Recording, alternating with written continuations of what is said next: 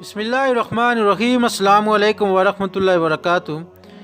خواتین حضرات، آیا صوفیہ کے نام سے مشہور آیا صوفیہ گرجا گھر، جو کہ اب آیا صوفیہ کبیر جامع شرفی استنبول میں واقع ایک تاریخی عبادت گاہ ہے، جو ماضی میں یونانی مسیحی عقائد کے لوگوں کی عبادت گاہ، رومی کیتھولک کیتھیڈرل، عثمانی مسجد اور سیکولر میوزیم کے طور پر استعمال ہوتی تھی۔ خواتین حضرات، آج کی ویڈیو میں ہم جاننے کی کوشش کریں گے آخر یہ سب کچھ کیسے ہوتا رہا ہے، مگر اس سے پہلے اگر آپ ہمارے چینل پر نئے ہیں یا پھر ابھی تک چینل کو سبسکرائب نہیں کیا تو برائے مہربانی چینل کو سبسکرائب کریں اور ساتھ بیل کے بٹن کو دبانا مت بھولیں تاکہ ہماری ہر نئی ویڈیو کا نوٹیفیکیشن آپ کو بر وقت ملتا رہے۔ خواتین حضرات، 10 جولائی 2020 کو ترک صدر طیب اردوغان نے حکم دیا کہ اس کو دوبارہ مسجد کے طور پر بحال کیا جائے۔ رومی شہنشاہ جسٹینین اول کے عہد میں اس کی سن 537 میں تعمیر ہوئی۔ اس وقت یہ دنیا کی سب سے زیادہ جگہ رکھنے والی اور پہلی مکمل محراب دار چھت رکھنے والی جائے عبادت تھی۔ اسے بعدنیتی فن تعمیر کا نچوڑ سمجھا جاتا ہے اور کہا جاتا ہے کہ اس کی تعمیر سے فن تعمیر کی تاریخ بدل گئی۔ خواتین حضرات، اس تاریخی عمارت کی لمبائی 82 میٹر، چوڑائی 73 میٹر اور اونچائی تقریباً 55 میٹر ہے۔ آیا صوفیہ سلطان محمد فتح کے ہاتھوں فتح قسطنطنیہ ہونے تک عیسائیوں کا دوسرا بڑا مذہبی مرکز بنا رہا ہے۔ خواتین حضرات، تقریباً 5ویں صدی عیسوی سے مسیحی دنیا دو بڑی سلطنتوں میں تقسیم ہو گئی تھی۔ ایک سلطنت مشرق میں تھی جس کا پایہ تخت قسطنطنیہ تھا۔ اس میں بلقان، یونان، کوچک، شام، مصر اور حبشہ وغیرہ کے علاقے شامل تھے اور وہاں کا سب سے بڑا مذہبی پیشوا بطریق کہلاتا تھا۔ خواتین حضرات، دوسری بڑی سلطنت مغرب میں تھی جس کا مرکز روم یعنی اٹلی تھا۔ یورپ کا بیشتر علاقہ اسی کے زیر نگی تھا، جہاں کا مذہبی پیشوا پوپ یا پاپا کہلاتا تھا۔ خواتین حضرات، ان دونوں سلطنتوں میں ہمیشہ سیاسی اختلافات کے علاوہ مذہبی اور فرقہ وارانہ اختلافات جاری رہے۔ مغرب کی سلطنت جس کا مرکز روم تھا وہ رومن کیتھولک کلیسا فرقے کی تھی اور مشرق کی سلطنت آرتھوڈوکس کلیسا فرقے کی تھی۔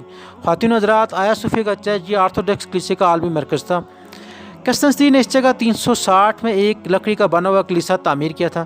6 صدی میں یہ کلیسا جل گیا تو اس کی جگہ قیصر جسٹینین اول نے 532 میں اسے پختہ تعمیر کرنا شروع کیا اور اس کی تعمیر 5 سال 10 مہینے میں مکمل ہوئی۔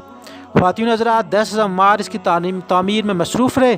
اس پر 10 لاکھ پاؤنڈ خرچ آیا۔ اس کی تعمیر میں قیصر نے دنیا کے قیمتی سنگ مرمر استعمال کیے۔ تعمیر میں دنیا کے خاص مسالے استعمال کیے گئے۔ خواتین حضرات، دنیا بھر کے کلیساؤں نے اس کی تعمیر میں بہت سے نوادر نذرانے کے طور پر پیش کیے اور روایت ہے جب جسٹینین اول اس کی تکمیل کے بعد پہلی بار اس میں داخل ہوا تو اس نے کہا، سلیمان، میں تم پر سب کچھ لے گیا۔ یہ نبی سلیمان علیہ السلام کے ذریعے بیت المقدس کی تعمیر پر تکبرانہ اور گستاخانہ جملہ تھا۔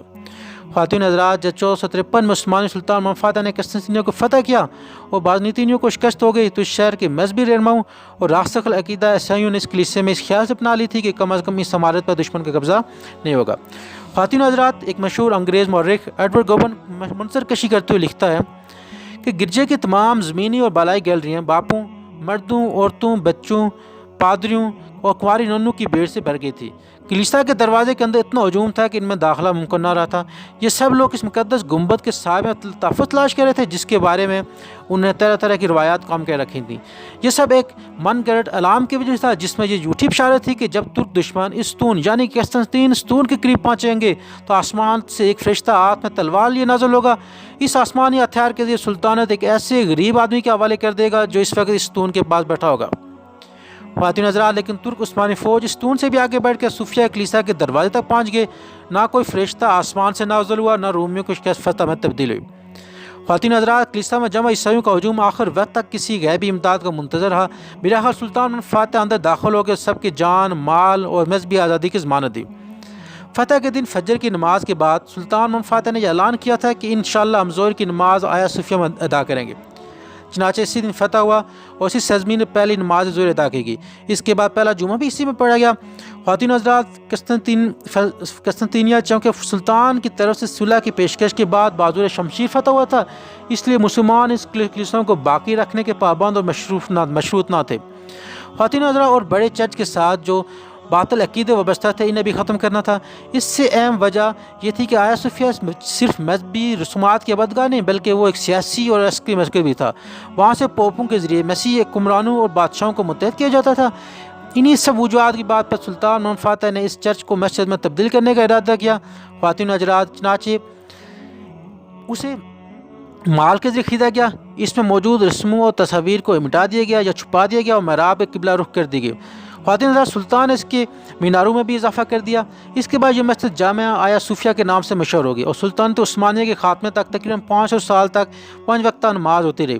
آیا صوفیہ کی عمارت فتح قسطنطنیہ کے بعد سے 481 سال تک مسجد اور مسلمانوں کی عبادت رہی، لیکن سلطنت عثمانیہ کے خاتمے کے بعد جب یہود نسل مصطفی کمال اتاتürk ترکی کا سربراہ بنا تو اس مسجد میں نماز بند کر کے اسے عجائب گھر بنا دیا۔ خواتین حضرات، جولائی 2020 میں اسے دوبارہ 1935 سے قبل والی حیثیت دے دی گئی۔